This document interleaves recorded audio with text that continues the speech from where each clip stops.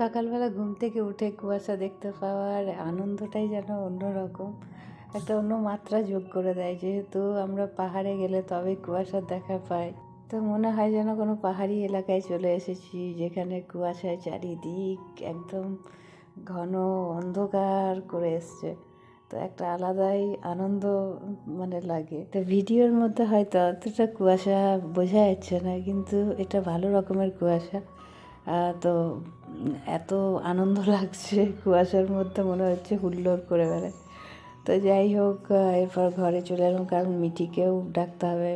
সকাল যথেষ্ট হয়েছে, এখন বাজে প্রায় বেলা 8টা। তো এবার মিঠিকে ঘুম থেকে তুলে দেখাই। ওকে আজকে স্কুলে পাঠালাম না, কারণ গতকাল বৃষ্টিতে অলরেডি ভিজে এসছে, অতটা না ভিজলেও আলটিমেট বৃষ্টির ওয়েদার ছিল। সারা রাতই টিপি টিপি টিপি টিপির, ভোর রাত্রেও হয়েছে হয়তো টিপি টিপি। তো সকাল থেকে তো কুয়াশার এই অবস্থা, এখনো কুয়াশা কাটেনি, বাইরে রৌদ্রের দেখা নেই। চল চল চল, পরীক্ষা আছে। কেউ বলবে সোমবার থেকে পরীক্ষা? না। না, চল। আমাদের কোনো টেনশন হয় না তো পরীক্ষার, যত সব প্যারেন্টসেরই টেনশন, পরীক্ষা পরীক্ষা পরীক্ষা। হচ্ছে আমাদের ব্রেকফাস্ট, আজকে হচ্ছে নুডলস ডে, আনহেলদি খাওয়ার ডে। তো এটার মধ্যে ফাইবারের জন্য অ্যাড করেছি একটু মটরশুঁটি, টমেটো, কাঁচা লঙ্কা। এটা যেহেতু আমি খাবো, আর মিঠির জন্যে ওটাতে টমেটো আর লঙ্কা ছাড়া বানাবো, ওটাতেও মটরশুঁটি দেবো। তো আমার এইভাবে নুডলস খেতে বেশি ভালো লাগে, সাথে কাঁচা পেঁয়াজ কুচো করে নেবো, ব্যাস, আবার কি। তো এই হয়ে গেছে আমাদের নুডলস রেডি। তো মিঠি পড়তে বসে গেছে, ওকে জল খাইয়ে পড়তে বসিয়েছি। তো ওকে দিয়ে আসি, এই যে পড়াশোনা করছে। এখন বাজে বেলা 12টা, আর এখন দেখছি বেশ ভালো হালকা ফুলকা রোদের আভা দেখতে পেলাম। তো যাই হোক, সকালবেলা তো ডিসিশন নিয়েছিলাম যে আজকে খিচুড়ি হবে। কালকেও বলেছিলাম, কালকের ব্লগ যারা দেখেছেন তারা জানেন যে কালকে মিস করেছি খিচুড়ি করবো বলে। কালকে তো প্রচুর ভালো রকমের মেঘলা ওয়েদার ছিল, বৃষ্টিও হয়েছে।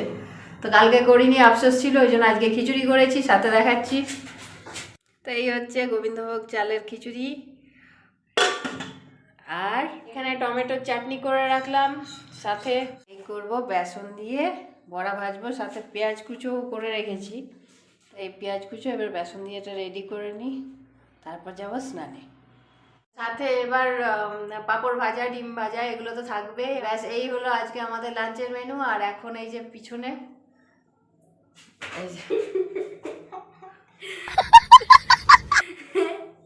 তো ওকে এবার স্নান করাবো, ওর মাথায় শ্যাম্পুটা করিয়ে দিই। বাইরে যেহেতু রোদ আছে, আর আজকে স্কুল অফ যেহেতু, সেহেতু এখন বাজে বেলা 1:30। তো আজকে ওকে ভালো করে মাথায় শ্যাম্পুটা করিয়ে দিই, কারণ ও খুব আলসামি করে। তো আজকে শ্যাম্পুটা এখন করিয়ে দিই, ব্যাস। ও চান করতে খুব ফাঁকি মারে, ওর ফাঁকিবাজি আজকে গুছাচ্ছি। এখন যাই স্নান করিয়ে নিয়ে আসি। তো ঠান্ডা অনেক কমে গেছে, ওকে বাইরে একটু চেয়ার দিয়ে বসিয়ে রেখে দেবো, ওই যে চুলগুলো যাতে শুকিয়ে তারপর লাঞ্চ করবো। Good evening everyone. তো এখন বাজে সন্ধ্যে 6টা। তো এখন আমি চা খাচ্ছি। এরপর মিঠি চলে আসবে 6:30টার সময়, ওর টিউশন ছুটি হলে ও চলে আসবে। তারপর ওকে একটু হালকা ফুলকা ওর জন্য ডিম পরোটা বানাবো, আগে চাটা খেয়ে নিই। তো এই হচ্ছে ডিম পরোটা বানানো জোগাড় করছি। পেঁয়াজ কুচো, একটু আটা, একটু গরম মশলা, একটু মিট মশলা, তারপর একটা ডিম ফেটিয়ে দিয়েছি।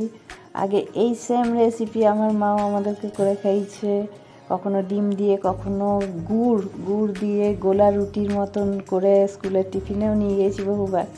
তো এইসব খাবারগুলো মিঠিকেও আমি সেই বলে না জেনারেশন টু জেনারেশন। তো এইগুলো মিঠি খেতেও খুব ভালোবাসে। এক হাতে ক্যামেরা আর এক হাতে গোলা রুটি করলে এই হয়। তো যাই হোক, আমি করবো আর কিছু পোপাট হবে না, এটা তো হতে পারে না। তো আলটিমেট এবার ভালো করে নিই সুস্থ সবলভাবে, তাহলে মেয়েটাকে খাওয়াতে পারবো। তো আজকের ব্লগ এখানে শেষ করছি। ভালো লাগলে অবশ্যই লাইক, শেয়ার আর সাবস্ক্রাইব করতে ভুলবেন না।